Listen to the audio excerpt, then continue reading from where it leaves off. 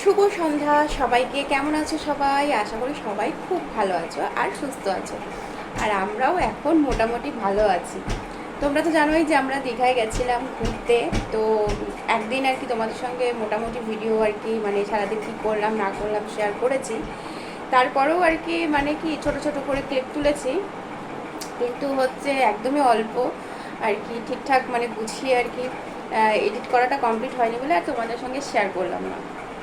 বাড়িতে চলে এসেছি পরশু দিন, মানে হচ্ছে শুক্রবার দিন সকালবেলা।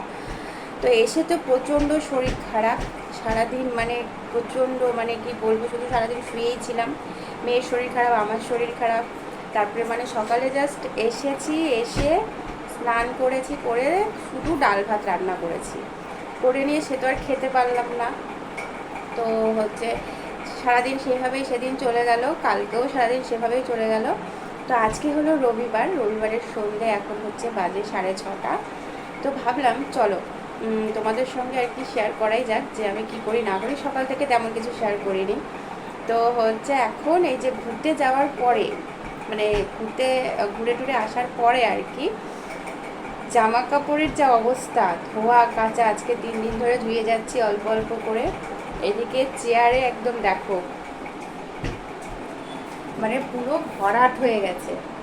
এই জামা কাপড় ভাঁজ করে গোছাতে রাখতে যে কত সময় লাগবে তার তো কোনো ঠিক নেই, কিন্তু গোছাতে হবে। আর এখন আমি করব হচ্ছে রাত্রের রুটি। তো হচ্ছে রাত্রে রুটি খাওয়ার তরকারিটা আমি দুপুরেই করে রেখেছি, তো এখন রুটিটা করব। তো চলো ভিডিওটা আর কি যতটুকু পারি এখন এই রাত্রিবেলায় শেয়ার করব, তোমরাও স্কিপ না করে দেখো। আর হচ্ছে আমাদের দীঘার আর কি যে ব্লগটা তোমাদের কেমন লেগেছে সেটা আমাকে অবশ্যই কমেন্ট করে জানিও। যারা না দেখেছো তারা গিয়ে আর কি দেখতে পারো, যদি ভালো লাগে লাইক কমেন্ট করতে পারো, আর আমার চ্যানেলটাকে সাবস্ক্রাইবও করতে পারো। তো চলো, অনেক বক বক করলাম, এখন আর কি প্রথমে যাই, গিয়ে হচ্ছে রাত্রে খাওয়ার রুটিটা করে ফেলি। প্রথমে আটাটা মাখতে হবে, রুটি তো আর এমনি এমনি হয়ে যাবে না, আটাটাকে মাখতে হবে। তো চলো। দুপুরবেলা একটুখানি শুয়েছিলাম, মানে শরীরটা তো যত যাই বলো না কেন, মানে 2 দিন হয়ে গেল এসেছি, আজকে নিয়ে 3 দিন, তবুও শরীরের মধ্যে একটা ক্লান্তি আর কি একটা ভাব আছে। আর এই যে 3 দিন ধরে জামা কাপড় কাচা, ধোয়া, ঘরদোর পরিষ্কার করা, মানে বুঝতেই পারছো কোথাও ঘুরে আর কি এসে বাড়িতে কিন্তু প্রচুর কাজ থাকে, যতই তুমি গুছিয়ে রেখে যাও না কেন। তো আমরা এই যে দুপুরবেলা একটু শুয়েছিলাম, তারপরে এই যে মানে ঘুম থেকে উঠে গেল মাম্মাম, আর এদিকে বিছানাটা একটু গুছিয়ে রাখলাম, মানে কেউ আসলে আর কি কেমন লাগবে না দেখতে, বিছানাটা ওভাবে রয়েছে, তাই আর কি যতটা পারি একটু গুছিয়ে রাখার চেষ্টা করি। তা বিছানাটা একটু গুছিয়ে টুছিয়ে রেখে ঘরটা ঝাড় দিয়ে একটু আর কি হাত পাতগুলো ধুয়ে নিলাম। আর এদিকে কেন ধুয়ে নিলাম তারও একটা কারণ আছে, যেহেতু আর কি বিছানা গোছালাম, তারপরে ঝাড় দিলাম। আর এদিকে মামাম বলছিল দই খাবে, তো ফ্রিজ থেকে দইটা আমি অনেকক্ষণ আগেই বের করে রেখেছি, তারপরে ওকে একটু দই আর কি দিলাম, সাথে একটু আমিও নিলাম। তা দুপুরবেলা আজকে কী কী রান্না করেছি তো ভাবলাম একটু তোমাদের সঙ্গে শেয়ার করি। তো এই যে এখানে ডাল আছে, তো ওগুলো সব গরম করে রেখেছি দুপুরবেলাতেই। আর ডিম সিদ্ধ করেছিলাম, আমি খাইনি, মাম্মাম খাইনি, তো সেইটা রয়েছে। তারপরে ভাত বেশি হয়ে গেছিলো, ভাতটাতে জল দিয়ে রেখেছি, কারণ গরম পড়েছে না, মানে সকালবেলায় রান্না করা হয় তো রাত অবধি যায় না, তো সেই কারণেই তো রাত্রিবেলায় অল্প করে আবার মামামের জন্য আর কি ভাত করে নেব। আর এদিকে এই যে নিরামিষ তরকারি রুটিতে খাওয়ার জন্য যেটা বললাম দুপুরেই করে রেখেছি, তো সবটাই ঘরে রাখা আছে।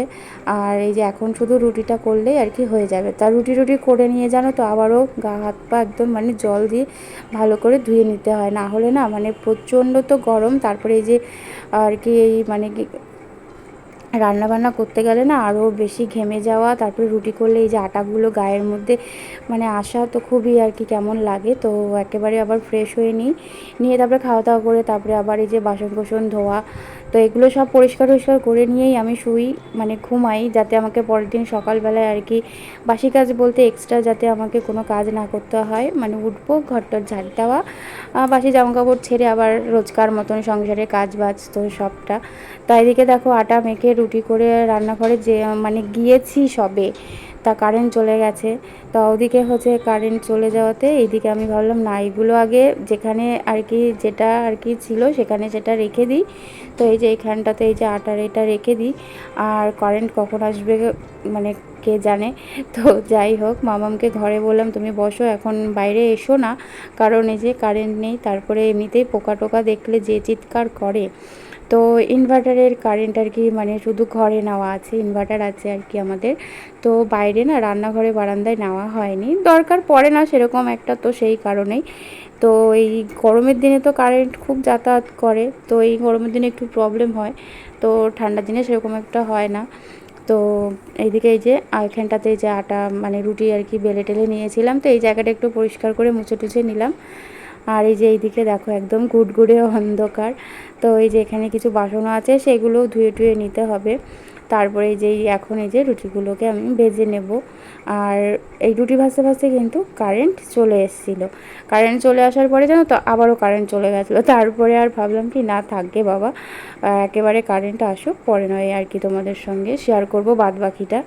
তো এই যে দেখো একদম ফ্রেশ ফ্রেশ হয়ে টয়ে নিয়ে মামামের বাবাও চলে এসেছিলো বাড়িতে। তারপরে এই যে এইখানে খাবার দাবার নিয়ে আর কি বসে পড়লাম। আর রুটি করেছি, তার সাথে কিন্তু ডিম ভুজিয়াও করেছি পেঁয়াজ দিয়ে।